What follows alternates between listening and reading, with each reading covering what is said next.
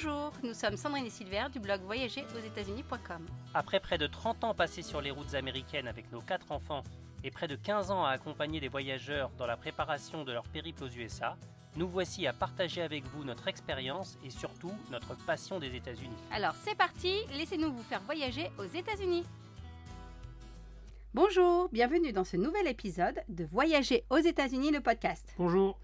Alors aujourd'hui Silver, je te propose de répondre à une question essentielle à toute préparation d'un voyage aux États-Unis, à savoir quel budget prévoir pour partir en vacances aux États-Unis.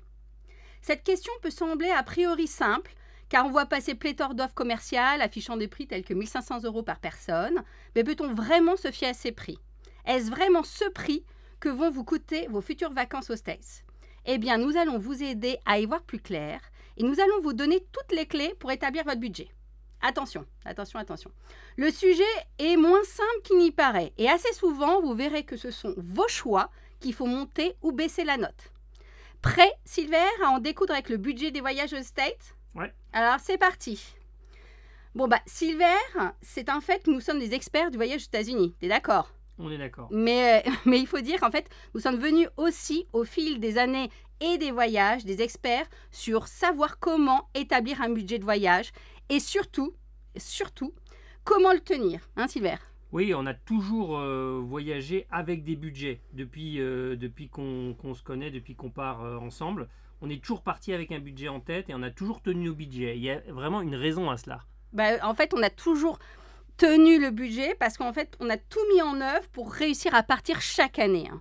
Voilà, comme on part souvent et que pour nous, ce n'est pas une option de ne pas partir, on ne peut pas se permettre de voir des budgets déraper et puis du coup d'être hors budget.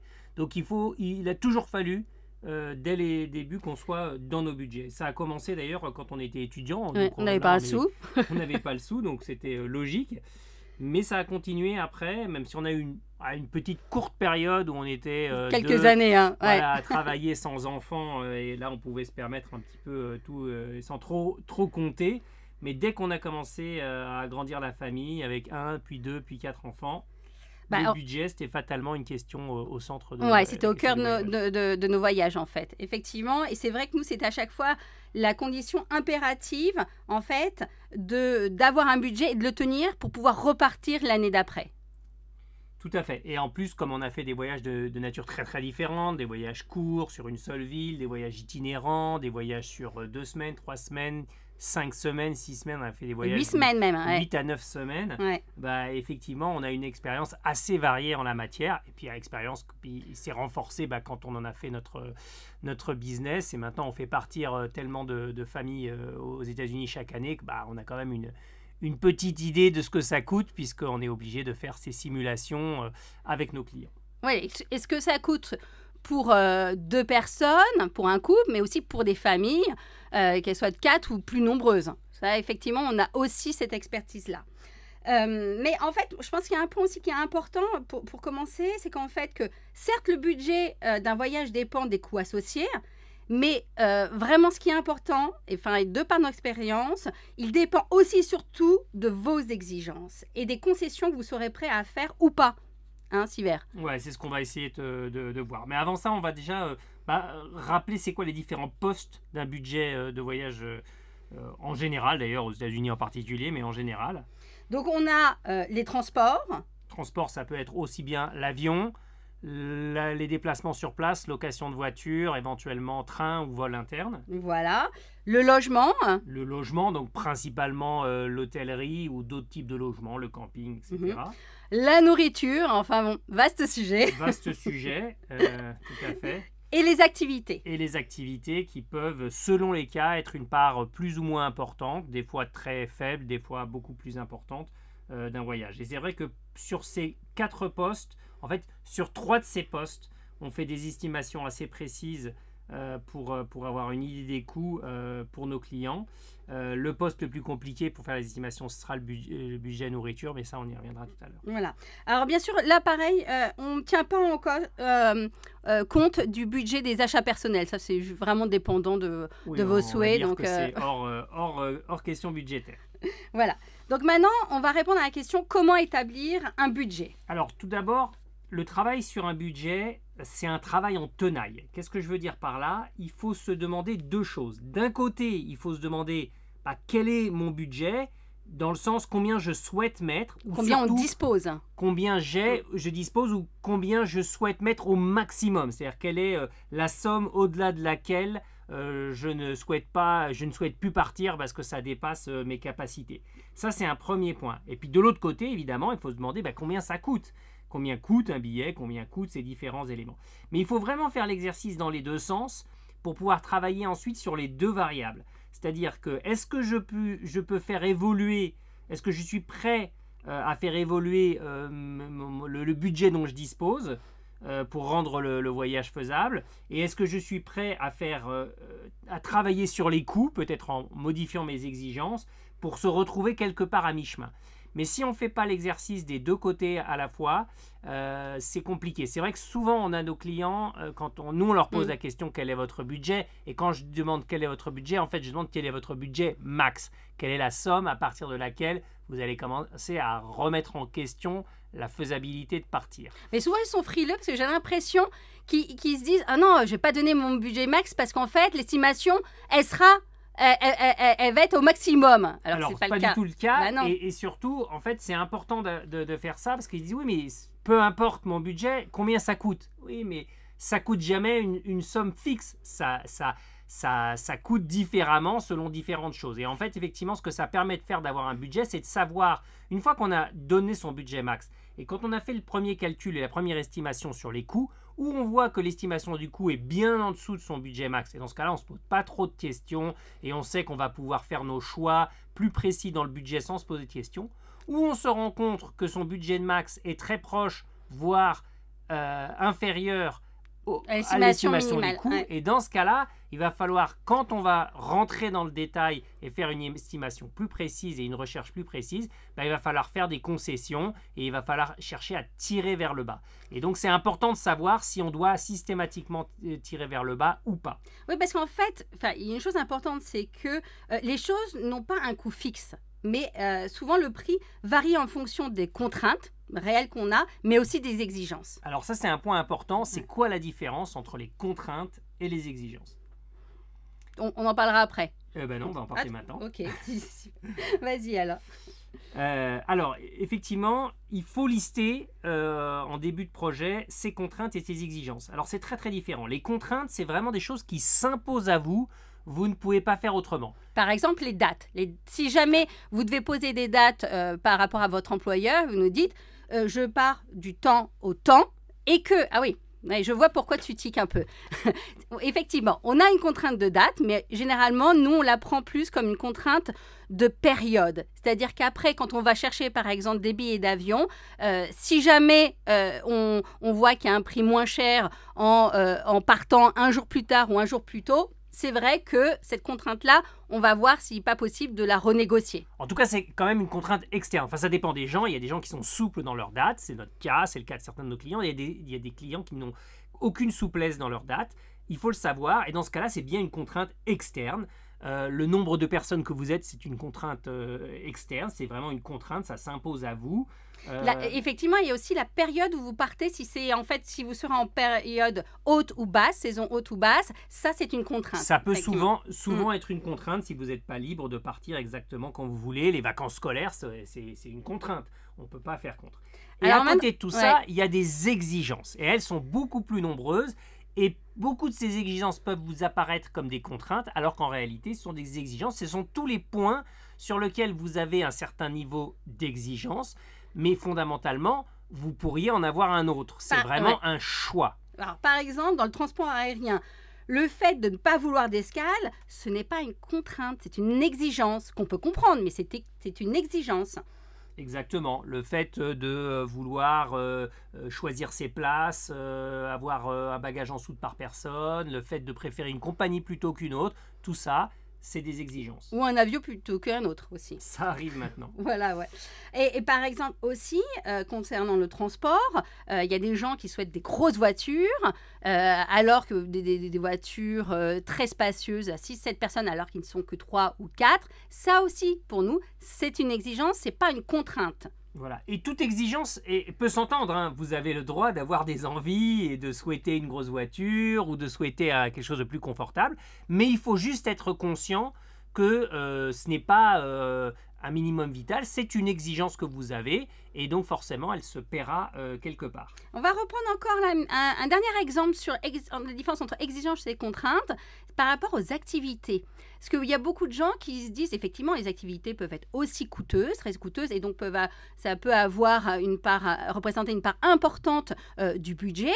Mais en fait, la majorité des activités sont des exigences. C'est-à-dire que par exemple, si vous partez en Floride, vous pouvez très bien partir en Floride et avoir pratiquement un budget de 0 $ ou très peu en activité. Alors que si vous nous dites, moi je veux partir en Floride et je veux faire le parc Universal et Disney et autres, là, effectivement, le budget activité sera beaucoup plus important, mais là, ce ne sera pas une contrainte dans votre budget. C'est une exigence, c'est un souhait que vous souhaitez. Hein. Voilà, c'est inhérent à vos choix, mais ce n'est pas inhérent du voyage en Floride.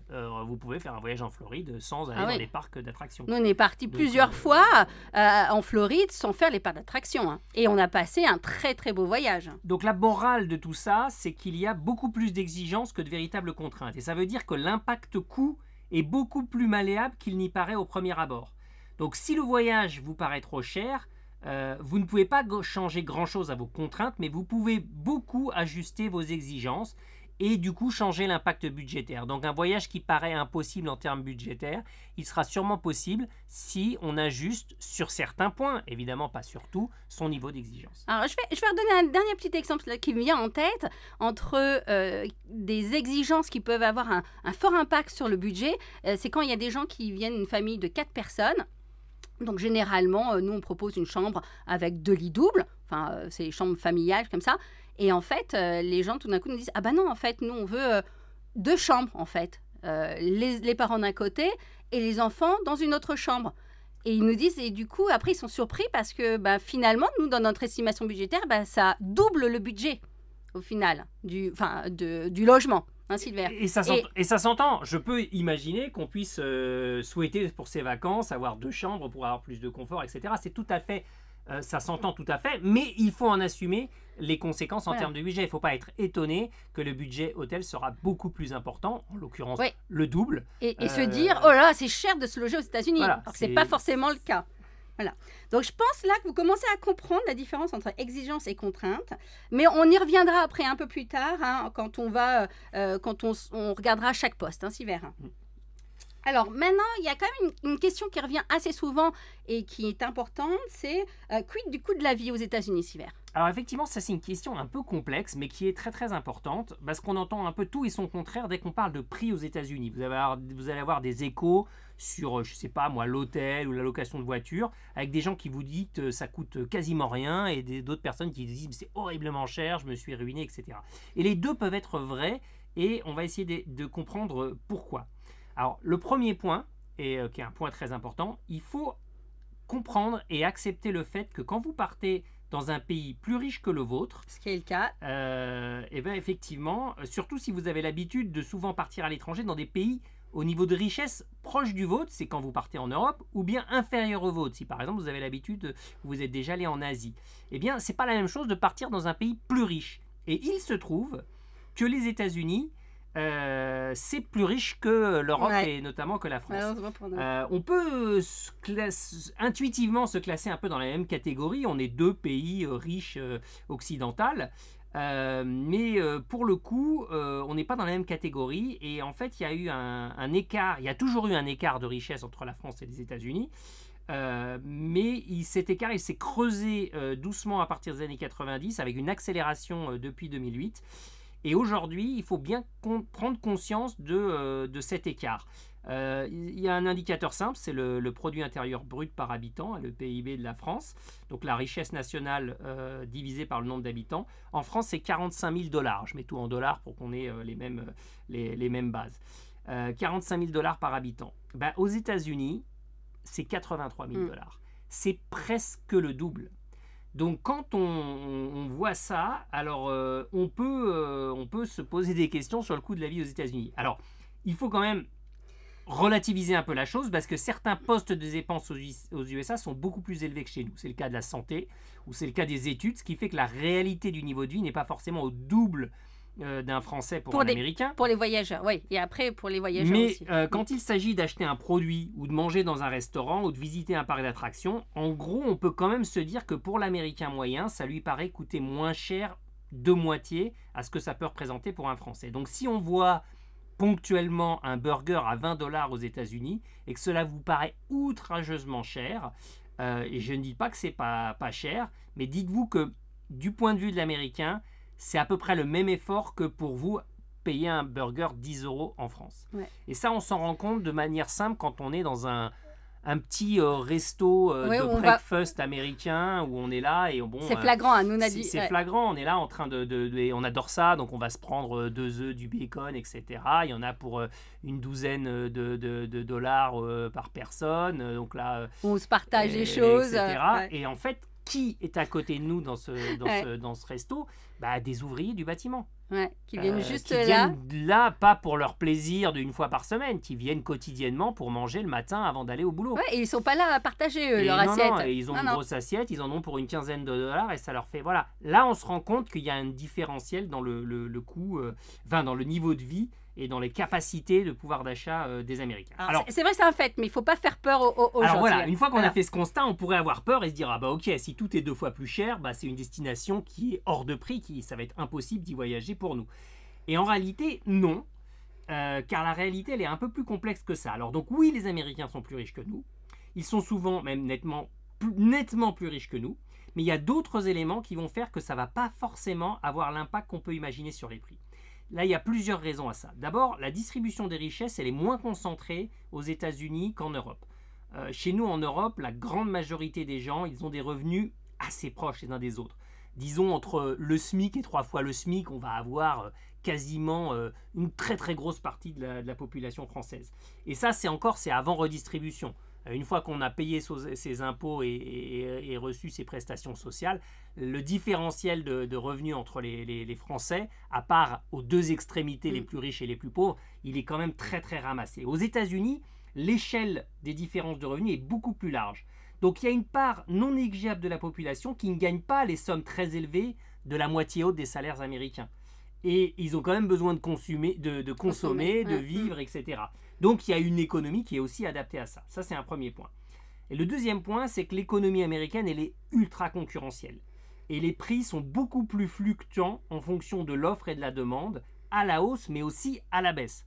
Je vais prendre un exemple simple pour les hôtels, mais c'est vrai aussi pour la location de voitures, l'habillement, la restauration. L'habillement, moi j'y reviendrai dessus.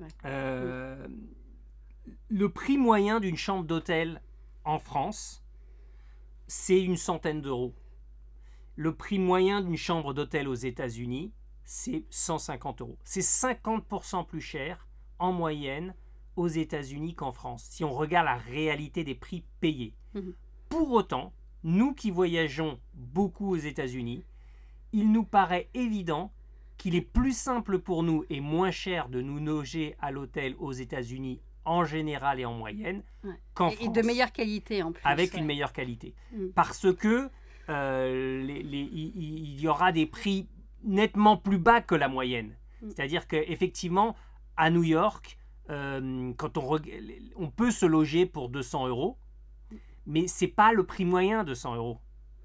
Et un bon hôtel, avec quelque chose de sympa, etc. Mais ce n'est pas le prix moyen. Le prix moyen, il est plus à 400, 450. Et il y a beaucoup de choses qui sont beaucoup plus chères que ça. Donc, en fait, la moyenne des prix ne dicte pas la réalité des prix en bas de l'échelle, y compris pour des choses d'un certain niveau de qualité. Mais de fait, ça explique aussi le fait, on revient aussi aux hôtels où nous on a des clients aussi parfois qui ont de très bons budgets et qui ont l'habitude de dépenser beaucoup dans leurs hôtels. Et par contre, eux, j'avoue que quand ils vont aux États-Unis, ils n'ont pas le budget, c'est-à-dire qu'ils n'arrivent pas à rivaliser avec le niveau effectivement des gens équivalents chez les gens français. S'ils essayent d'aller dans le haut de gamme, les 20% des hôtels les plus chers, c'est carrément hors de leur budget. Ouais, c'est-à-dire qu'en fait, ici, ils peuvent se dire, je vais mettre 300 ou 400 € dans une chambre et donc je vais réussir à avoir vraiment quelque chose de luxueux et très bien. Aux États-Unis, non, on va en Californie, 400 $, non, on n'a rien de luxueux.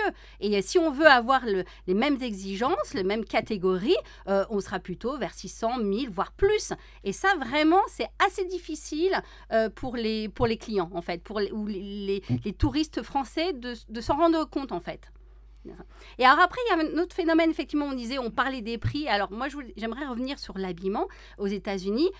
Donc effectivement, il y a énormément, les prix peuvent être très élevés, effectivement, on trouve de tout. Mais on trouve aussi des vêtements de marque moins chers et pas chers. Nous, pour tout vous dire, on s'habille aux États-Unis avec effectivement des vêtements de qualité. Mais comment fait-on quand on voit que ça peut être très très cher, il y a des grandes boutiques et autres, et en fait, on va dans des boutiques qui, entre guillemets, recyclent. Alors, c'est pas de la seconde main, pas du tout, mais c'est en fait, c'est des vêtements qui ne sont plus qui ne sont pas forcément de l'année, ils sont peut-être de l'année dernière, de la précédente collection. Voilà, ils ont 6 mois de décalage. Et là, mais il y a vraiment un gros écart, c'est-à-dire que nous, généralement, il y a presque 75% de réduction par rapport au prix, au premier prix. Le même vêtement acheté dans la boutique classique à sa sortie aux États-Unis, il va peut-être valoir 100 $. Si vous allez 2 mois plus tard dans un outlet qui fait des rebates de 30 à 50%, vous allez peut-être le payer 60 $ ou 50 $. Et 6 mois plus tard, vous le retrouverez dans encore un autre circuit, c'est toujours le même vêtement, on n'est que 6 mois après la sortie, et on va le retrouver dans des magasins type Ross Dress for Less, qui écoulent les invendus avec un décalage de temps, mais ce sont les mêmes produits. Et on va les retrouver à 20 ou 30 $. Donc effectivement, avec des grosses différences de prix. Donc ça, il faut bien imaginer qu'il y a des grosses différences de prix. C'est vrai pour tout. C'est vrai sur le prix on en reparlera tout à l'heure, sur les vols internes aux États-Unis. Pour prendre un vol entre New York et la Floride, si vous êtes à contre-courant et hors saison, ça peut être une centaine de dollars. Mais au moment du spring break, quand tous les Américains de New York ont leurs vacances et partent au même moment, le même samedi pour la Floride, c'est le prix d'un Paris-New York, quoi. Ça paraît dingue, c'est multiplié par 5 ou 6 les prix qu'on a l'habitude de voir. Donc, on peut tirer son épingle du jeu et voyager à bon prix aux États-Unis. Mais il faut aussi, quand on tombe de temps en temps sur des prix très élevés, il ne faut pas s'étonner plus que ça. Et au lieu de se dire c'est des malades, c'est super cher, il faut juste se dire bah oui, c'est vrai, en fait, ils sont nettement plus riches que nous, c'est un fait. Voilà. Mais bon, mais on va réussir à partir et à bon prix. J'aimerais maintenant savoir, Sylvain, effectivement, est-ce qu'il y a des postes budgétaires qui varient en fonction de la durée? Alors effectivement, c'est important de voir dans les différentes dépenses, quelles sont les dépenses qui vont varier différemment selon la durée du séjour. Donc il y a des dépenses qui ne varient pas selon la durée du séjour, c'est notamment principalement le vol.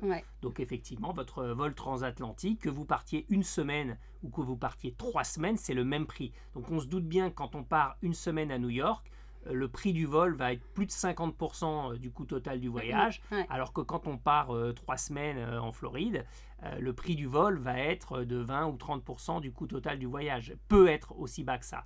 Donc ça va jouer sur des choses, et notamment sur le choix de la durée. Si vous avez des vols chers, faut mieux pas que ce soit un voyage très court. Oui. Après, effectivement, les autres postes, vous l'aurez compris, effectivement, la location de voiture, la nourriture et le logement, effectivement, varient en fonction de la durée de votre voyage. Là, il y a pas du coup, c'est intéressant de séparer dans vos recherches de coûts ces coûts fixes et ces coûts variables, et de définir un petit peu dans les coûts variables un coût à la journée. Voilà, c'est ce qu'on fait, en gros, combien va vous coûter une journée de plus et combien va vous économiser une journée de moins. Et une fois que vous avez cette variable-là et que vous connaissez le fixe de la, comment ça s'appelle, du transport aérien, vous allez pouvoir plus facilement dire vu notre budget, on va raccourcir de 2 jours, ou finalement dans notre budget on peut se permettre de partir un peu plus longtemps. Nous c'est ce qu'on fait pour nous, mais aussi pour certains de nos clients, on voit à un moment donné que le budget est un peu limite. J'avoue que ça c'est intéressant aussi, Siver, hein. On n'aime pas faire partir des gens quand ils ont sur un budget limite. C'est-à-dire qu'à chaque fois, on n'aime pas se dire, bon, bah là, c'était votre budget maximum. Et en fait, nous, ça correspond à notre estimation minimale. Nous, ce qu'on préfère, effectivement, dans ce cas-là, on dit, bah, peut-être qu'il faut revoir, soit choisir une autre destination aux États-Unis qui serait bien moins chère, soit réduire le nombre de jours pour que vous ayez un petit peu plus de latitude. Hein, parce qu'un voyage aussi, ça a des surprises en plus. Exactement. Alors, il y a autre chose qui peut influer sur le coût d'un voyage, et qui n'est pas proportionnel, c'est les coûts qui sont liés au nombre de personnes. Donc, en fait, effectivement, dans les coûts, dans certaines dépenses, il y a des coûts qui sont strictement proportionnels au nombre de personnes. Donc, par exemple, l'avion, si vous partez à 2 ou si vous partez à 4, eh ben, quand vous partez à 4, ça vous coûte 2 fois plus cher. Vous avez 2 billets de plus. Voilà. Donc, surtout si vous ne partagez pas, en fait, si c'est une même personne qui prend en charge tout le voyage, c'est pas la même chose. En tout cas, parce que sur une famille, en tout cas, le coût de l'avion, il est proportionnel au nombre de personnes dans la famille. C'est vrai aussi de certaines activités, dès qu'on a des activités qui se payent à la personne, dès qu'on va dans un parc d'attractions, dès qu'on va faire une sortie, etc. Ces activités sont proportionnelles. Mais il y a d'autres coûts qui ne sont pas proportionnels au nombre de personnes, ou en tout cas qui le sont par à coup. C'est notamment la location de voiture et c'est notamment l'hébergement. Donc effectivement, quand on loue une voiture, il n'y a pas de voiture une place. Hein. Les voitures minimales, elles font 4 places. Donc en fait, que vous soyez 1, 2, 3 ou 4, grosso modo, à des petites variables près, parce que vous allez peut-être vouloir un peu plus d'espace, une voiture un peu plus supérieure si vous êtes 4 que si vous êtes 2, mais vous allez quand même payer grosso modo le même prix, pareil pour l'essence. Et effectivement, pour la chambre d'hôtel, une chambre d'hôtel de 2 ou de 4 personnes, c'est grosso modo le même prix. 3 personnes ou 4 personnes, c'est pareil. C'est quand on va question se pose pour 5. À la 5e personne ou la 6e personne, là d'un seul coup, on peut avoir un saut. Donc ça, c'est important de savoir aussi sur quelle variable ça va jouer. La nourriture aussi a une incidence, effectivement, que vous partiez. Nous, on le voit très bien, effectivement. Quand on fait des voyages qu'à 2, ça n'a rien à voir par rapport au voyage à 4 ou à 6. C'est démultiplié. Hein. Normalement, c'est mécaniquement démultiplié par le nombre de personnes. On a parlé effectivement des activités et du logement. Donc, on voit effectivement que le nombre de personnes influe beaucoup, mais ça, vous vous en doutiez, votre budget. Mais pas sur les mêmes postes, donc il faut bien avoir cette idée-là. Voilà. Alors maintenant qu'on a parlé de manière un peu générale, je pense que c'est vrai que ça peut être intéressant parce que les gens, c'est aussi ce qu'ils veulent connaître, c'est avoir des idées de coûts pour chacun de ces budgets. Et je te propose de commencer par les transports. Alors notamment, commençons par les vols transatlantiques, effectivement, un aller-retour ou avec multidestination ou pas. Alors, pour vous donner des idées de prix, hein, parce qu'évidemment, ce ne sont que des idées générales. Ça fluctue, oui. Parlons déjà, effectivement, alors, il y a une grosse différence déjà de prix sur les avions, selon qu'on soit en saison ou hors saison. Grosso modo, la saison d'été est toujours plus chère pour l'avion. Et il y a quelques saisons intermédiaires, Noël par exemple, où les prix aussi peuvent remonter, surtout quand on est tous calés sur les périodes scolaires. Mais donc du coup, en hors saison, si on prend par exemple... si on veut partir à New York. À New York, on va dire qu'un vol à 400-500 €, c'est un bon prix. Ouais. Et en saison, ça peut monter plutôt à... on a un prix plancher plutôt vers 600, effectivement. Et voire un peu plus à certains moments de l'année. Dans l'Ouest, en hors saison, on va dire que les prix planchers, ça va plutôt être entre 500 et 700 €. Là, c'est un bon prix. Mais dès qu'on monte en saison... sur la saison estivale, quelle que soit la destination aux États-Unis, on va dire qu'aujourd'hui, on trouve plus les prix d'attaque super bas. Non, d'avant Covid, non, on l'a pas. On va dire que le prix vraiment plancher, c'est 600 €. Si vous arrivez à trouver du 600 € en été, c'est vraiment pas cher. De fait, nous, c'est ce qu'on a trouvé pour cet été. Pour cet été, voilà.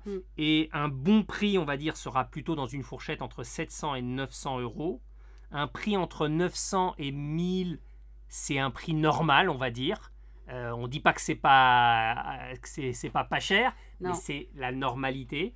Et quand on va dépasser 1000 €, quand on va arriver à 1100, 1200, on va quand même être dans les fourchettes hautes qu'on atteint généralement quand on a quelques exigences. Par exemple, on veut du direct, ou quand on a peu de latitude dans les dates et qu'on n'arrive pas à faire bouger, on va plutôt être dans cette fourchette-là. Ça peut même arriver aujourd'hui, si on est très peu flexible et qu'on a des exigences d'aéroport bien particulières, d'être à 1200, 1300 euros sur des vols aller-retour pour les États-Unis. Et tous les prix qu'on vient d'évoquer, on parle en prix de base, hors bagage en soute, hors sélection des sièges. Voilà, maintenant, pour les vols internes, en fait. Donc, alors ça, c'est différent en fonction quand même des destinations. Alors, évidemment, ça diffère d'abord beaucoup en fonction de la distance. Oui. C'est la distance qui joue. Donc, qu'est-ce qu'on va avoir sur... Parce que des vols internes correspondent à des vols européens pour nous. Oui, un Paris-Los Angeles, c'est pas très, très différent d'un Paris-New York. Donc, il faut s'attendre à des prix, évidemment, qui ne sont pas du tout les mêmes. Si on prend, par exemple, des choses assez classiques, un New York-Floride, là, on peut être aussi bas qu'une centaine d'euros à certaines saisons, quand on est en saison basse, mais ça peut être beaucoup, beaucoup plus quand on est sur les saisons des Américains et aux dates où eux les utilisent. Alors qu'un vol qui va d'une côte à l'autre, par exemple à New York... On parle des allées, là. Oui, en aller simple, en aller simple, pas en aller-retour. Un vol, parce que c'est rare qu'on fasse des allers-retours effectivement sur les vols internes, entre New York par exemple et la côte ouest des États-Unis, que ce soit Las Vegas, Phoenix, Los Angeles, San Francisco, on va dire qu'un prix plancher, ça va être 200-300 euros. Si on a ces prix-là, c'est vraiment pas trop cher. Et puis ça peut évidemment augmenter en fonction des dates. Alors par contre, il y a quand même, ce qui peut être intéressant, qui est quand même des vols internes de courte distance qui peuvent être intéressants dans un périple, à mettre dans un périple. Nous, je sais qu'on les met de temps en temps. C'est entre Las Vegas et San Francisco. Où on a des vols pas trop chers. Entre Los Angeles et San Francisco. En fait, c'est des vols courts et sur lesquels il y a énormément d'offres. Donc, sur ces offres-là, on peut avoir des prix aussi bas que 60 euros, 70, 80 euros, des fois une centaine d'euros. Et c'est vrai aussi à Hawaï, entre les îles. Oui, ça on l'a découvert. Les prix sont très très bas, à partir de 60 euros. 60 euros, entre les îles. Pour la voiture... Alors, la voiture, les prix ont beaucoup augmenté en post-Covid. On commence à retrouver à certaines dates et à certains endroits des prix un peu plus planchers qu'on avait en avant Covid. Là, cette année, on retrouve à certains moments, pour des voitures classiques, des prix à partir de 35-45 euros la journée. Et pour des voitures plus grosses, entre 55, 65, 70 euros. Sachant qu'en fait, on vient de loin quand même. Parce que l'année dernière, notamment, c'était le double de tout ça. Et on va dire que, ça c'est les prix planchers qu'on arrive à avoir à certaines dates sur certains aéroports et certains lieux. Mais on va dire que plus souvent, on est autour de 70 euros pour les petits modèles et autour de 100 euros pour les plus gros modèles. C'est les prix qu'on va avoir le plus souvent. On a réussi pour cet été, nous, à avoir moins cher. Effectivement. Voilà, mais ce n'est pas le prix de tout le monde. Oui, bon. On vous invite à écouter notre podcast à ce sujet justement pour optimiser la location de voiture. N'hésitez pas. Là, on donnera de manière détaillée toutes les clés effectivement pour louer votre voiture. Une petite question sur quid du camping-car cet hiver. Alors le camping-car... Est-ce une bonne idée pour le budget Pour le budget, pas forcément. Notamment si vous êtes en pleine saison, en saison estivale. En saison estivale, la location de camping-car, c'est vraiment très cher. Il faut compter autour de 350 euros par jour de location. C'est entre 300 et 400 euros selon les types de camping-car et selon les destinations.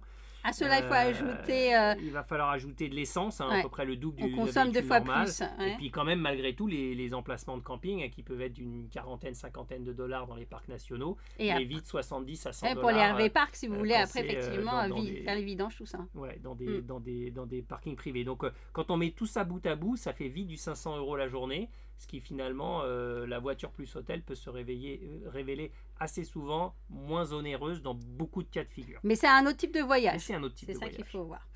L'essence. Alors, bonne question, l'essence. L'essence est beaucoup moins chère aux États-Unis qu'en France. Le prix du gallon, alors les Américains ne sont pas passés au système métrique, donc l'essence n'est pas vendue en litres mais en gallons. Donc actuellement, aux États-Unis, on est autour de 3 dollars de moyenne, c'est une moyenne nationale. Le gallon. Donc 3 dollars le gallon, en gros, c'est 80 centimes le litre. Quand on est à 1,80 € en France. Donc 80, c'est moitié moins cher, voire un peu moins que moitié moins cher. Donc c'est vraiment très très concurrentiel. Et il faut faire quand même attention. les moyennes nationales peuvent cacher des disparités. Alors, la plupart du temps, les disparités sont faibles. On va dire qu'actuellement, on est à 3 $ de moyenne nationale le gallon. Et disons que dans le sud des États-Unis, où on a les prix les plus faibles, on est autour de 2,70, alors que dans des États un peu plus chers, on est autour de 3,30. Donc vous voyez, ça bouge de 10%, 15% au-dessus, en dessous, mais pas beaucoup plus que ça. Par contre, pour 3 États... 3 États qui, eux, font décider de faire l'échappée en solitaire. On a l'État de Washington. Donc Washington State, du côté de Seattle, on est nettement plus cher. Hawaï, qui est aussi très cher. Puis... moi, je mettrais un petit bémol pour Hawaï. C'est nettement plus cher, mais les licences sont bien moindres. Donc du fait, nous, l'année dernière, en fait, notre budget, on l'a divisé par 2, notre budget essence, alors que l'essence était plus cher. Mais c'est surtout la Californie. Pour donner une idée, donc j'ai dit que la moyenne nationale était à 3. Les États les plus chers étaient à 3,3. Et actuellement, la Californie, on est à 4,8. On est quasiment à 5 $ le litre. Donc vraiment, ils ont des taxes monstrueuses qui font se rapprocher des prix européens. Alors de fait, nous, je sais quand je fais moi une estimation budgétaire pour nous, je nous mets 20 $ à peu près. 20. Alors si vous voyez effectivement, si vous pensez faire vraiment beaucoup de routes, peut-être vers 30, ou si vous prenez camping-car, des choses comme ça, mais généralement, je mets 20 $. Ouais, c'est entre 20 et 30 $ par jour qu'il faut estimer. On peut trouver quand même de l'essence. Comment trouver de l'essence moins chère, hein? Alors, pour trouver de l'essence moins chère, on peut utiliser des applications. Il y a une application américaine qui s'appelle GasBuddy. Mais il y a sinon, même quand vous faites une recherche sur des stations-service sur Google Maps, la plupart du temps, le prix est indiqué sur les stations. Donc, c'est vrai que quand on est sur une grosse ville, ça vaut le coup de jeter un petit coup d'œil parce qu'il peut y avoir des écarts assez rapides de 10, 20, 30 cents par litre sans difficulté. Ouais, alors, comme on parle effectivement comment trouver l'essence moins chère, on peut peut-être parler de Costco aussi, Silver.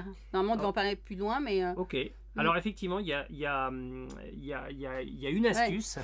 Alors, c'est pas pour tout le monde. Si vous êtes en région parisienne... Donc effectivement, c'est pas pour tout le monde. C'est pas pour tout le monde, mais c'est une possibilité. Alors, qu'est-ce que c'est que Costco? Costco, c'est une des plus grosses enseignes de supermarchés des États-Unis. Mais c'est une enseigne un peu particulière. L'achat en gros. Qui a deux principes. Le premier principe, c'est qu'ils vendent des choses en grosse quantité. Donc c'est vrai qu'on va trouver des bundles, on n'achète pas un paquet, mais un bundle de 5 paquets. Voire 20. Voilà, des plus grosses quantités, avec des prix vraiment tirés vers le bas pour des produits de marque. Ça, c'est la première caractéristique du Costco. Mais la deuxième caractéristique, c'est qu'on ne peut pas entrer dans un magasin Costco sans et faire membre. ses achats. C'est un système de vente privée. Donc, il faut être membre Costco. Il faut avoir une carte de membre qui se paye, que vous achetez chaque année, qui aux États-Unis coûte 60 $ par an. Et en réalité, en fait, le principe de Costco, c'est qu'ils ne font aucune marge sur les produits qu'ils vendent. Donc, en fait, quand vous achetez un produit chez Costco, la marge, elle est de 0. L'argent qu'ils récoltent, c'est uniquement la vente des cartes de membres et des millions de personnes qui les achètent chaque année. Il se trouve que Costco a aussi des stations-service. Mais du coup, ils ne font aucune marge aussi sur les stations-service je pense qu'ils en font peu parce que c'est vrai qu'ils ont des stations-service et c'est vrai que le coût de l'essence est quand même un vrai cran en dessous du coup. Nous, l'été dernier, c'était 1 $ de moins. Hein. Ouais, c'est ça, sur la c'est 20% en gros de moins et sur Hawaï, ça faisait 1 $ de moins au gallon. Du coup, on en revient en fait, si vous êtes parisien... Alors, il se trouve qu'il y a une astuce, c'est que en région parisienne, il y a 2 magasins Costco qui ont ouvert il y a quelques années. Et comme il y a très très peu de magasins Costco en France, et que du coup, c'est pas ultra intéressant pour l'instant d'être membre Costco, parce que vous avez quasiment aucune offre, vous avez que 2 magasins. Actuellement en France, la carte Costco, elle coûte 30 €. Et la carte, elle est internationale. C'est-à-dire que si vous achetez une carte à 30 € en France, vous pouvez aller pendant 1 an dans tous les Costco des États-Unis pour faire vos courses, mais aussi pour aller à la pompe. Et il y en a quand même un certain nombre aux États-Unis. Et en fait, 30 €, c'est vite fait qu'on fasse qu'on rentabilise, plus les quelques achats. Chez Costco, le poulet à la broche sorti tout chaud de la rôtisserie, il est à 5 $. Chez Costco, c'est un peu comme chez Ikea. Ils ont les hot dogs à 1,50 $ avec une boisson. voilà, si on veut manger pour 3 fois rien, Costco, c'est un petit peu voilà. Alors, on va pas manger des choses incroyables. Non, on non, va avoir non. des parts de pizza gigantesques à des prix défiant toute concurrence. Donc, voilà, pour payer moins cher son essence et éventuellement un peu d'autres choses, et qu'on est en région parisienne, eh bien, faites un petit détour par un magasin Costco, faites-vous faire votre carte Costco. Et, vous pourrez bénéficier sur place, effectivement, des prix pour l'essence, notamment. Quid hiver des parkings? Alors, les parkings, il faut voir qu'aux États-Unis, c'est le monde de la voiture. Et à part dans les centres-villes des grandes métropoles, le parking est la plupart du temps partout gratuit. Hein, on se gare un peu partout facilement et simplement. En revanche, c'est vrai, dans les grandes villes ou dans certains endroits... Ou des zones touristiques, hein, des zones plages de Floride. Voilà, alors là, c'est un peu aussi. différent. C'est effectivement, oui, quand on rentre dans un parc naturel qui n'est pas payant lui, mais dont on va payer le parking, c'est une façon de faire payer l'accès à une plage. Non, mais à une Naples State Beach. Pier, là aussi, tu vois, justement. Voilà, c'est ça. Oui, là, c'est un parking de Mm. centre-ville. Voilà, Donc, on va avoir certains endroits avec des parkings. Et c'est vrai qu'en ultra-centre des très, très grosses villes, le coût du parking peut vite s'envoler. C'est vite de 30, 40 $, 50 $ la journée. Alors, généralement, vous ne restez pas forcément une journée complète. Donc, ça peut être un peu moins que ça. Ça vaut le coup de jeter un petit coup d'œil. Il y a un site qui s'appelle Parkopedia, qui est un peu le Wikipédia des parkings et qui vous permet d'avoir le prix, une estimation du prix dans différents parkings. Bon, ça peut être un bon plan pour essayer de trouver les parkings les moins chers parmi l'offre de parking de centre-ville. Après, ce qui est important quand même, c'est quand même de garder à l'esprit que il ne faut pas essayer d'éviter à tout prix les parkings. Enfin, à un moment donné, il faut prendre un parking aussi qui est pratique en fonction de votre activité. Moi, je vois, quand même, il y a certaines personnes qui ne veulent pas payer du tout de parking alors qu'ils vont aller à une très belle plage. Pour nous, on intègre comme une activité, en fait. C'est le prix pour pouvoir faire cette activité gratuite. Et ben, on va payer un peu de parking. Et pour tout vous dire, nous, on fait très attention, hein, mais on se permet quand même des parkings. Et généralement, quand je fais le total à la fin du voyage, on a à peu près pour 150 $ de parking. Voilà. En tout cas, on ne se formalise pas de temps en temps d'avoir des parkings un peu chers parce que ça fait partie de l'endroit. Et si on veut visiter le centre de telle ville, bah oui, on va payer du parking. Ça fait partie de l'activité. Voilà. À noter maintenant, il y a de plus en plus de parkings qui se payent avec des QR codes. Avec, soit avec des applis ou soit par SMS, etc. Alors c'est toujours un petit peu galère, mais c'est une des raisons qui font que ça peut quand même être pratique d'avoir une connexion Internet et de pouvoir recevoir des SMS pour pouvoir payer certains parkings. Okay. Donc on a vu les parkings, restent les péages. Oui, c'est une question qu'on a souvent. Il y a peu de péages aux États-Unis. Ils sont souvent concentrés plutôt sur la côte est et un peu dans le sud. Il n'y en a quasiment pas dans l'ouest ou alors vraiment dans des zones très très courtes dans les grandes métropoles. Par exemple, quand on prend un pont ou une voie express en centre-ville. En Floride, il y en a plus. Donc ça, c'est le sud et l'est. Mais dans l'ouest, beaucoup moins. Donc il n'y en a pas tant que ça. Renseignez-vous sur la région dans laquelle vous allez être. Si c'est une région comme l'Ouest dans laquelle il y a peu ou pas de péage, bah, vous ne formalisez pas, vous n'en aurez pas besoin, ou extrêmement ponctuellement, et ça vous coûtera 3 fois rien. Si vous êtes dans une région où il y a un certain nombre de péages, c'est le cas de la Floride, c'est le cas de certaines régions du Nord-Est, dans ce cas, le mieux, c'est de prendre l'offre de base qui est liée à votre location de voiture, et ce sera facturé directement sur la voiture qui va se faire flasher. Alors, quand même, j'ai le souvenir qu'il y a certains, je crois que c'est Six ou je ne sais plus lesquels, où là vraiment... C'est pour ça que j'ai dit l'offre de base, parce qu'ils ont une offre basique où vous payez un certain frais et en fait, vous payez là, ensuite la réalité des péages. Et ils ont une offre un peu plus, soi-disant, all-inclusive, où vous payez un forfait par jour. Et c'est absurde parce que jamais vous intéressez ce forfait. Donc là, ces offres-là, en payant un forfait de péage et ensuite vous pouvez faire en illimité, elles sont pas intéressantes. Dernier point par rapport au coût des transports, on peut peut-être parler des déplacements en train, Silver.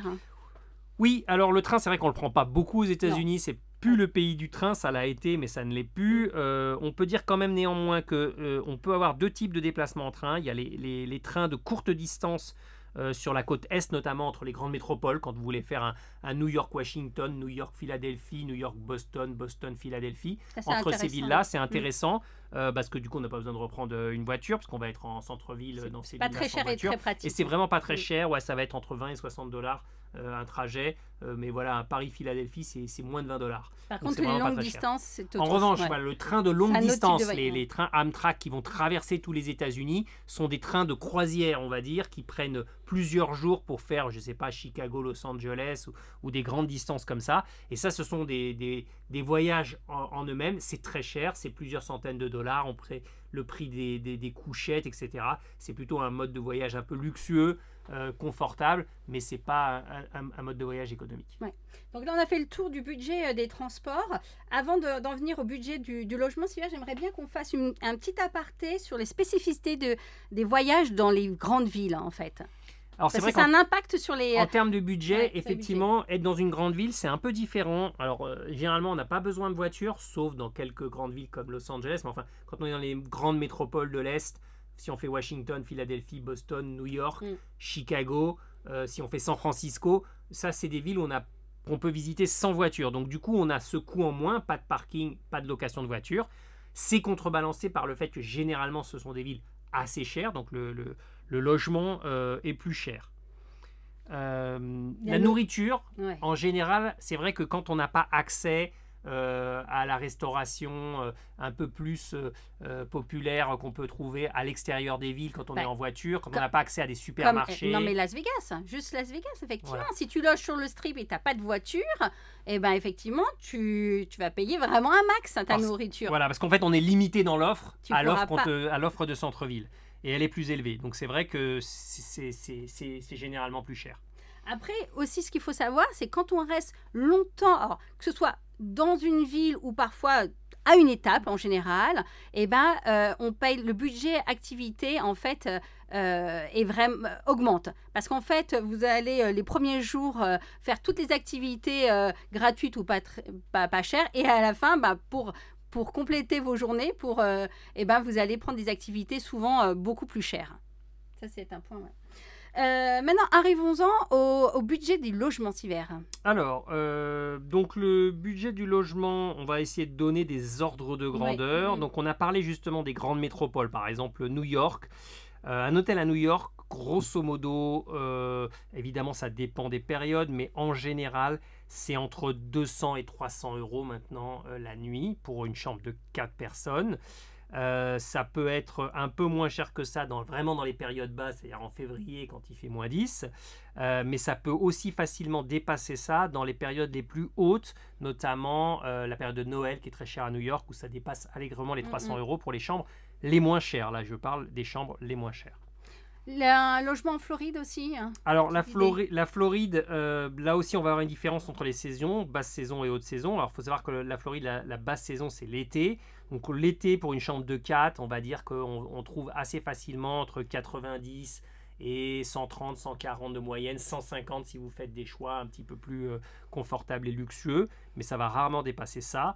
En haute saison, ça va, voilà, on va avoir du mal à être en dessous de 120 sur l'estimation basse et ça peut vite monter à 200 dès qu'on veut être bien placé. Là, pareil, Noël c'est aussi la haute saison en Floride. Et voilà, Noël, et après Spring Break Pâques, aussi. Le Spring Break, etc. Tout ça c'est des hautes saisons.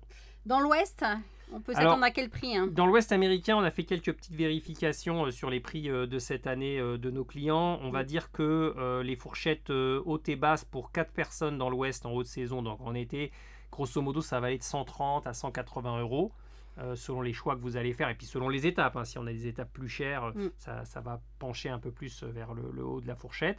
Et entre 150 et 200 euros si on est plus que 4. Si on est 5-6 et qu'on veut avoir des logements pour plus que 4. Ouais.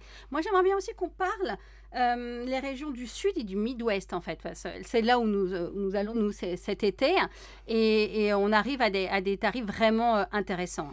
C'est vrai que si on part en été au Texas, en Louisiane, en Alabama, en Géorgie, si on part dans le Mississippi, le Tennessee, en Caroline du Sud, toutes ces régions-là, c'est des régions qui sont quand même franchement moins chères. On est plus dans des budgets... C'est facile de tenir un budget plus autour de 100 euros la nuit. C'est beaucoup plus facile que dans d'autres régions, tout en ayant une qualité d'hôtel très, très correcte. Ah oui, pour tout vous dire, donc là, nous, on a finalisé nos recherches d'hébergement pour l'été prochain. Et en fait, au début, on pensait peut-être camper, sachant qu'on adore ça. Mais là, au vu des prix des hôtels, on s'est dit, bah non, ce sera pour notre fois. On fera du camping dans l'Ouest. Sylvain, on arrive en... Oui, parce que si le camping est autour de 50 euros et que finalement on arrive à quelques dizaines d'euros de plus à être en hôtel avec piscine, c'est vrai qu'à un moment donné, ça devient absurde. Voilà. Alors vraiment, il y a un point qu'il faut préciser. Tout ce qu'on vous donne, c'est des prix, sont des moyennes. Donc les moyennes, vous allez les prendre, vous allez multiplier par le nombre de jours et vous aurez un budget, une estimation comme ça. Mais après... ce qu'il faut savoir, c'est que donc c'est bien des moyennes. Ça veut dire que après, dans vos étapes, tous vos hôtels ne seront pas à chaque destination, à chaque étape, au même prix. Si ce sont des moyennes, c'est qu'à certaines étapes, vous aurez beaucoup moins cher et à d'autres étapes, beaucoup plus cher en général. Donc vraiment, ne soyez pas surpris. D'ailleurs, de toute façon, on vous invite, on a bien détaillé ce sujet-là aussi dans un podcast qui s'appelle « Choisir, réserver ses hôtels aux États-Unis ». Et comme ça, on vous explique bien, effectivement, comment travailler sur le budget logement. Venons-en alors au budget, comment dire... Sylvain, on ne sait pas trop quoi en faire de ce budget. Le budget le plus compliqué à estimer, c'est le budget nourriture. Voilà, oui. On a fait un podcast entier, Manger pas cher aux États-Unis. Écoutez le podcast en entier, vous aurez beaucoup plus de clés, mais on va résumer en gros ce qu'on disait. C'est un budget qui est extrêmement dépendant des habitudes de chacun. Pour tout vous dire, à nos débuts en fait de coach, de voyage, on incluait le budget nourriture dans nos estimations. Et en fait, on a vite arrêté parce que c'était juste impossible, parce qu'en fait, ça ne reflétait pas la réalité et c'était impossible pour nous de prédire le budget nourriture pour nos clients. Ouais. Pour donner un rapport, je l'ai déjà fait dans d'autres podcasts, mais je le refais rapidement. Nous, quand on est parti la dernière fois à 6, c'était il y a 2 ans au Texas, 6 avec des grands enfants, des adultes ou des ados. On a tenu un budget de 60 euros à 6 par jour, donc ça fait 10 euros par jour et par personne en mangeant très, très, très correctement. Et on a des clients qui nous indiquent que leur budget est plutôt de l'ordre de 60 euros par personne et par jour. Donc ça fait un rapport de 1 à 6. La vérité est quelque part entre ces deux chiffres extrêmes, on va dire, mais c'est tellement facile de pencher d'un côté ou de l'autre que c'est impossible pour nous de dire ce que vous allez faire. Alors on donne les clés dans le podcast Manger pas cher, on donne les clés sur le blog ou dans le guide Manger aux États-Unis qui est disponible sur le blog. Ce que peuvent faire quand même nos éditeurs, c'est quand même essayer quand même de faire un budget. Comment? Alors dans ce cas-là, vous prenez 2-3 jours de votre itinéraire, vous regardez, vous sélectionnez les endroits où vous pensez pouvoir manger, vous regardez la carte, vous sélectionnez tout ce que vous allez prendre, d'accord, pour chacun de vous. Vous n'oubliez pas les taxes, vous n'oubliez pas le pourboire, vous intégrez tout ça et vous faites une idée à l'avance sur 3 jours de ce que ça peut représenter et ensuite vous étendrez ça sur le reste de votre truc. Voilà. Ça peut être une idée pour avoir une meilleure sensation de ce que sont les prix. L'autre façon de faire, c'est de postuler un budget, de vous dire de toute façon, moi mon budget ce sera tant, ce sera 100 euros par jour, pas un plus, et ensuite de vous adapter sur place pour tenir le budget. Et là on vous donne plein de clés pour le faire. Voilà, pour tout vous dire, nous le budget qu'on a établi pour le prochain voyage, on sera 4, on a mis 50 euros. Voilà. Et on va les tenir. Après, voilà, pour vous, je pense que c'est un budget minimum. Voilà. Après, surtout si vous n'avez pas souvent voyagé comme ça, voilà. Ce sera minimum 50 euros, il faut se dire, par jour. Vraiment le grand minimum. Nous en arrivons maintenant, Sylvain, aux activités. Alors là, il y a différents types d'activités. Alors, c'est vrai que c'est un budget, un poste où les dépenses peuvent être très différentes d'un voyage à l'autre parce qu'il y a beaucoup d'activités gratuites ou peu chères quand on fait des balades dans les parcs nationaux, quand on fait des plages, quand on visite des state parks, quand on visite les villes et qu'on visite les quartiers, qu'on fait des déambulations dans les centres-villes, etc. Le coût est nul ou quasi nul. On va payer un parking ici ou une entrée de parc là, mais c'est peanuts par rapport au coût du voyage. Ah, mais pour tout vous dire, en fait, quel que soit le coût, en fait, vous pouvez voyager aux États-Unis et faire un très beau voyage, même si vous ne faites pas d'activité chère. Nous, pendant très très longtemps, on a voyagé avec nos enfants et on avait un budget activité quasi nul, hein, Silver. Alors que maintenant, effectivement, on a moins d'enfants, mais notre budget a explosé. Mais c'est un choix. C'est-à-dire qu'effectivement, on a, de par notre métier, on a envie de tester encore plus de choses pour nos clients. Et c'est un budget à part. Enfin, vraiment.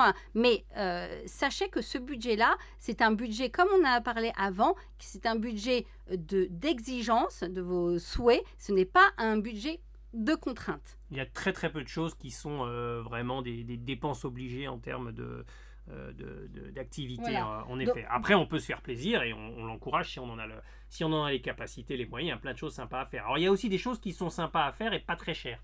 Je sais pas, quand on fait du tubing, la descente de Rivière-sur-Bouet, que ce soit en Floride ou dans l'Ouest américain, ça va coûter 5 à 10 dollars par personne. Quand c'est organisé par une société, ça peut être un peu plus, jusqu'à 20 ou 30, mais souvent, c'est vraiment très peu cher. Ou bien les petits musées locaux. Ah, nous, on adore. Souvent, c'est gratuit. Quand c'est pas gratuit, ça va être une donation de 5 ou 10 dollars pour l'ensemble de la famille. Quand c'est payant, ça va être 2, 3, 4, 5 dollars, au grand max 10 dollars par personne pour des musées plus importants. Mais voilà, c'est des activités qui sont pas très chères et qui sont là, on parle bien des musées locaux, hein, parce que quand c'est des musées effectivement d'État ou autres, plus gros, là, ce sera beaucoup plus cher, hein, effectivement. Dans les grandes villes, ouais. les musées, voilà, les grands musées à New York, c'est plutôt 30, 40 dollars c'est par ça. personne. Ouais. Mais après, il y a plein d'endroits où il y a des musées petits, pas chers, etc. Ce qu'on aime bien faire aussi, c'est les sandboards hiver. Oui, louer des luges Toujours, pour faire de la luge sur sable. Enfin voilà, il y a plein de petites activités pas chères qui sont très bien. Des activités, il y a d'autres activités qu'on adore, mais qui sont par contre un peu plus chères et qu'on met régulièrement à nos clients, c'est le kayak et le canoë, hein. Le kayak, le canoë, ça peut être pas trop cher, hein, ça peut être entre 15-20 par personne quand c'est pas cher, 30-40 quand c'est voilà, mais par pour personne quand c'est des familles de plus 4 à cher. 6 personnes, ça commence à faire. Ça va dépendre des endroits, mais ça peut faire une belle journée avec des expériences sympas. Le rafting est un peu plus cher. On va dire que vraiment le rafting, l'échelle basse du rafting qu'on trouve à certains endroits, ça va être 40-50 dollars par personne. Mais plus souvent, ça va être entre 80 et 100. Et ponctuellement, ça peut être beaucoup plus que ça. Il y a du rafting à 150-200 la journée. Mais je ne sais pas si c'est une impression, mais il y a plusieurs années de ça, moi je trouvais que le rafting était moins cher aux États-unis qu'en France. Et en fait, maintenant, non. Hein. C'est un peu tendance à s'enverser. Ça s'est bien renversé quand même. Enfin, il y a les matchs sportifs aussi, ça peut être des choses qui, alors, effectivement, il y a tout là pour le coup. Voilà, ouais. vous pouvez aussi bien faire un match de baseball et payer 10 dollars la place. Ça se trouve assez facilement à certains endroits, que de tomber dans une phase finale de NBA où les prix s'envolent à plusieurs centaines de dollars la place et que ça devient totalement prohibitif. Mais voilà, en tout cas, c'est une possibilité. Les prix sont variables, mais on arrive assez souvent à trouver des prix pas trop élevés, à se faire plaisir avec un truc typiquement américain. Il y a des événements, si on n'avait pas noté, sur des événements dans les county fairs. Des motion derby, choses comme ça. Là, généralement, c'est accessible. Très accessible, effectivement, quand on a des événements locaux, c'est généralement pas trop cher. Alors, il y a d'autres activités qui sont chères à la personne, qu'on met de temps en temps. Voilà, si on fait une excursion en 4x4, à cheval, c'est très vite, 60, 80, 100 minimum pour ce genre d'activité. Les spectacles à Las Vegas qui sont très demandés. Mais ils sont vraiment aussi chers. Ouais. Le Cercle du Soleil, ça va être tout de suite 100, 150 dollars et encore pas pour les par personne et pas pour les places les plus chères. Et alors après, les activités qui coûtent 1 bras, 2 bras, voire non, on n'a que 2. Alors, ce qu'on va trouver dans le haut du panier des activités, c'est les parcs d'attractions. C'est très cher aux États-Unis, c'est très vite entre 120 et 170 dollars par personne, sans compter et encore, les c'est pas les passes VIP VIP. sur place, Et puis par exemple, les survols en hélicoptère, en New ville, York, ça va être Las Vegas, autour Grand de 200 Canyon. Et au-dessus du Grand Canyon, c'est tout de suite 300 dollars. Donc c'est multiplié par le nombre de personnes, tout de suite c'est des activités qui vont aller toucher très cher. Là, je sens déjà mon cœur qui bat parce que c'est trop cher pour moi. Alors, ce que je propose, Silver, c'est de voir comment réduire, on a déjà un peu parlé, réduire ou contenir du moins ses coûts. Alors, d'abord, c'est vrai quand on parle de budget, il faut avoir une idée globale du coût du voyage. Du voyage. En gros, il faut se dire qu'il y a certaines variables. En fait, il ne faut pas se baser sur une seule chose pour faire son choix. Je donne un exemple simple. On a des prix pas chers pour les vols à New York. Ah oui. Du coup, on se dit, c'est une bonne idée. D'accord, mais regardez le prix de l'hôtel. Parce qu'à certaines périodes, le prix de l'avion est pas cher. Hein. Si vous partez à la Toussaint, vous pouvez trouver à $500, voire moins par personne. Ça vous, 500 €, ça vous paraît pas cher. Sauf que l'hôtel, il va être à 300, 350 la nuit. Donc voilà. Donc il y a peut-être des endroits où le prix de l'avion est plus cher, mais où le reste va être beaucoup moins cher. Donc tout peut jouer. Est-ce qu'on prend un hôtel aussi avec petit déjeuner ou pas? Voilà. Alors, de fait... Ça peut être plus cher de prendre avec petit déjeuner, mais peut-être que ça vaut le coup par rapport à petit déjeuner dehors, ou bien d'avoir une kitchenette, ça peut aussi faire baisser. Donc voilà, il faut vraiment regarder ça comme tout ayant une incidence sur tout. Voilà.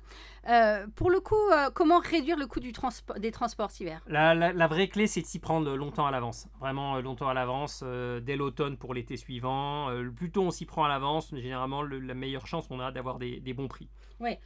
Et pour l'avion, en fait, quelque chose en fait, qui est aussi important, c'est ne pas prendre trop de bagages en soute. Ça, c'est vraiment... Oui, maintenant que le prix des bagages en soute est toujours en supplément pour les places les moins chères, c'est vraiment ça coûte quand même 140 € de mettre un bagage en soute aller-retour. Si vous en prenez un par personne, ça fait une sacrée somme à l'arrivée. Ça, et de fait, en plus, ça aura un incident sur la catégorie de voiture que vous allez choisir, hein, parce que toutes les voitures ne supportent pas 4 immenses bagages en soute, plus votre bagage à main, hein, souvent, effectivement, c'est à prendre en ligne de compte. On a un podcast complet sur le prix des billets d'avion et comment acheter son billet d'avion. Vous pouvez vous y référer pour trouver toutes les astuces pour payer moins cher. Voilà.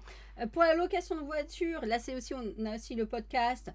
On peut dire déjà, regardez aussi sur notre blog, on a des codes de réduction. Ouais, des codes de réduction. On peut jouer sur les différents sites de réservation européens. Voilà, il y a beaucoup de possibilités. On donne plein de clés en la matière sur ce podcast ou sur l'article du blog. Voilà. Alors, on mettra un petit warning. Faire attention parfois si vous tombez sur des sites tiers qui proposent des offres très très alléchantes pour la location de voiture. Faites quand même attention, est-ce qu'il y a bien toutes les assurances qui sont incluses et est-ce que la disponibilité aussi parfois des voitures est parfois faussée, hein. Tout à fait. L'essence, ça, on l'a vu tout à l'heure. Maintenant, arrivons comment réduire ou contenir les coûts des logements cet hiver. Alors moi, ma première proposition, c'est mettez-vous au camping sous tente. Voilà. Donc effectivement, on va dire qu'on a donné plein d'astuces on a fait un article récemment sur comment payer vraiment le moins cher possible vos hôtels. Donc vous pouvez vous y référer sur le blog. L'article il donne 10 trucs et astuces. Que si vous les cumulez toutes, vous allez vraiment payer le prix plancher. Après, c'est pas mal de boulot, mais c'est une possibilité. En revanche, si on veut faire baisser drastiquement le prix du logement, effectivement, le camping sous tente, c'est une solution qui va diviser par 4 ou 5 votre coût de logement. Et en plus, c'est une super expérience. L'expérience est vraiment inoubliable, vraiment. Pensez-y. Une autre chose, c'est effectivement de faire attention, de se faire plaisir aux étapes qui le permettent de le faire à moindre coût. Oui. Ça, c'est un grand classique. Par exemple, on a souvent des gens qui nous disent ce serait sympa d'avoir un bel hôtel à Las Vegas ou un bel hôtel à Los Angeles ou un bel hôtel à Miami Beach. Ouais. Et pour autant, c'est pas forcément l'étape où c'est le plus intéressant de le faire. Parce qu'on va avoir d'autres étapes où on peut vraiment...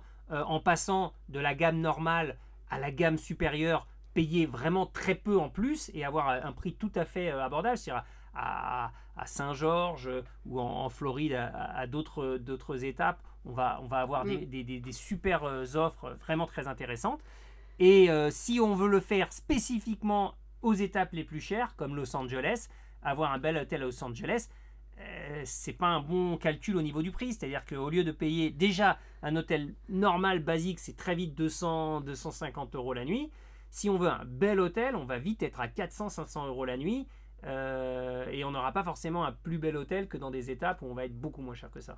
Oui, par exemple, nous, pour l'été prochain, en fait, on a choisi de très bons hôtels à Nashville, à Washington, à Chicago, mais non pas parce qu'on souhaitait avoir un très bon logement à ces étapes-là, mais de fait, quand on a regardé, et c'est là où on avait les meilleures offres et c'est là où on a réussi à se faire plaisir. Exactement. Et c'est ça qui est important. On s'est laissé dicter par le prix. On s'est fait plaisir à certaines étapes en mettant plus cher que ce qu'on aurait mis en moyenne, mais on l'a fait dans les étapes où il y avait le meilleur rapport qualité-prix pour le faire. Venons-en au budget nourriture. Comment le contenir? Là, pour le coup, c'est vraiment se référer à notre podcast.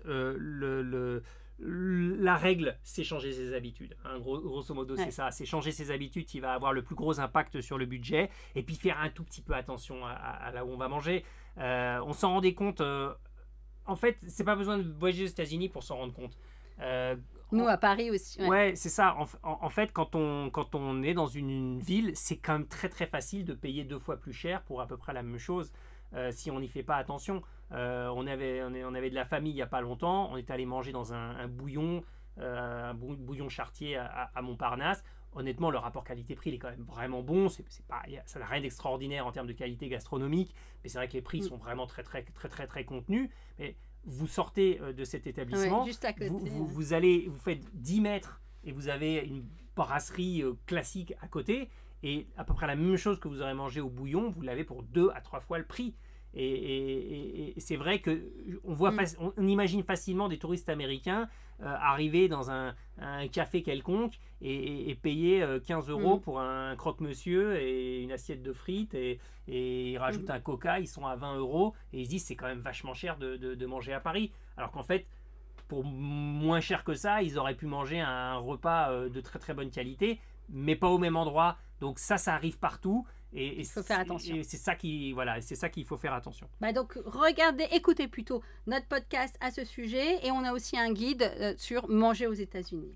Alors on va finir par le point essentiel de ce podcast, c'est la règle de il faut tenir son budget. Oui, c'est pas le tout de faire un budget.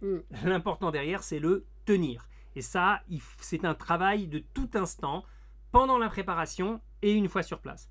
Et la première règle, c'est que pour tenir un budget, il faut en avoir un. Oui. Ça paraît débile, mais la plupart des gens n'ont pas réellement de budget. Ils ont un genre de budget approximatif, mais ils ne savent pas ce qu'ils dépensent. Je pense que les gens ne veulent pas savoir. Alors, s'ils peuvent se permettre, il n'y a pas de souci à ça. Mais si vous devez tenir un budget, il faut que vous en fassiez un, parce que sinon, c'est impossible. Si vous ne connaissez pas les coûts à l'avance, sur place, etc., vous ne pourrez pas régler vos dépenses et vous ne pourrez pas le tenir et vous allez forcément dépenser plus que ce que vous auriez imaginé.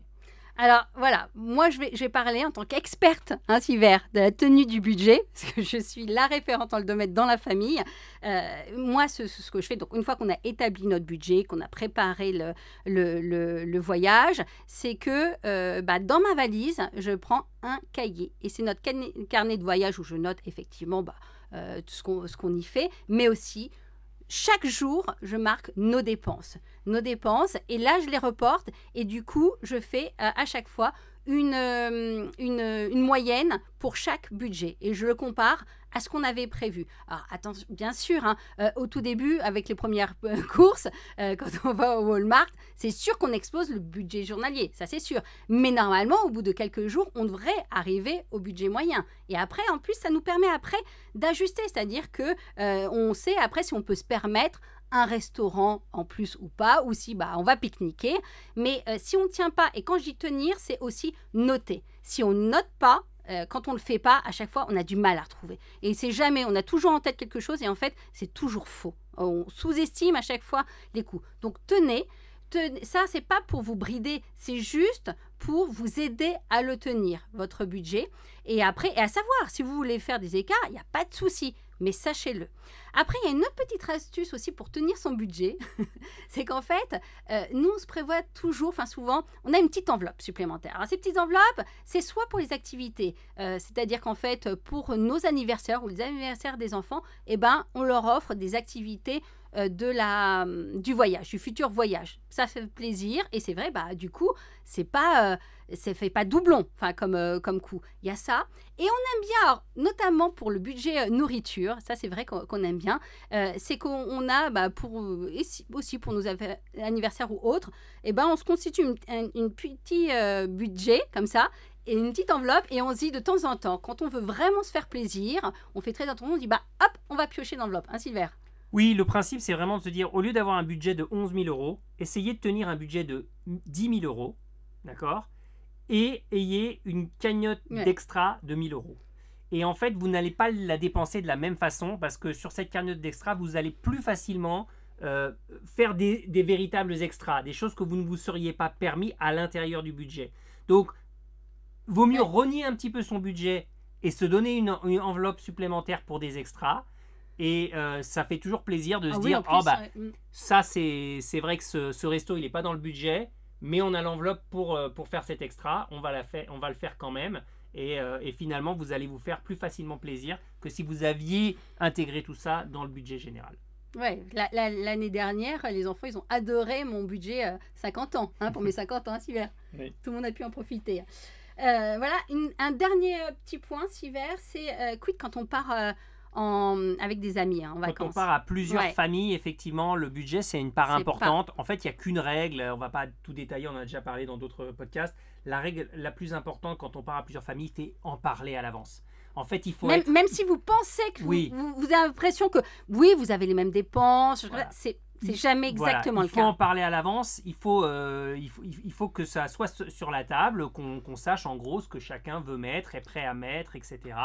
Et après, on trouve un terrain d'entente. Mais ce qu'il ne faut pas, c'est de se retrouver sur place, soit bridé par la faiblesse des dépenses des uns, ou de l'autre côté, d'avoir l'impression qu'on est en train d'exploser. Ça, c'est notamment pour la nourriture, hein, parce qu'en fait, tout ce qui est par rapport aux budgets, le logement ou les activités, généralement, vous l'aurez décidé à l'avance. Donc ça, vous en aurez parlé, effectivement, à l'avance, lors de la réservation. Mais sur place, les achats qui sont faits sur place, et notamment la nourriture, ça, c'est un point qui est crucial quand même, qui peut gâcher une petite partie de vos vacances si jamais vous n'en avez pas parlé à l'avance. Donc, n'hésitez pas à faire.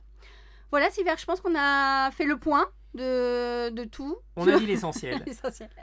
Et écoutez, j'espère que vous avez toutes les clés en main maintenant pour réussir à établir votre budget. Si vous avez des questions, n'hésitez pas à nous les poser par mail ou sur le blog, commentaire. Voilà. Ou en commentaire, c'est vrai. Au revoir, à bientôt. À bientôt. Nous espérons que vous avez passé un excellent moment à l'écoute du podcast Voyager aux États-Unis. N'hésitez pas à réagir dans les commentaires, à liker si vous avez aimé et bien sûr à vous abonner si vous voulez écouter nos prochains épisodes. Vous pouvez également poursuivre l'expérience sur notre blog voyagerosetats-unis.com ou nous contacter directement si vous souhaitez être accompagné dans la conception de votre prochain voyage aux USA. On vous dit à très très bientôt pour encore plus de soleil et de voyage au prochain épisode de Voyager aux États-Unis, le podcast.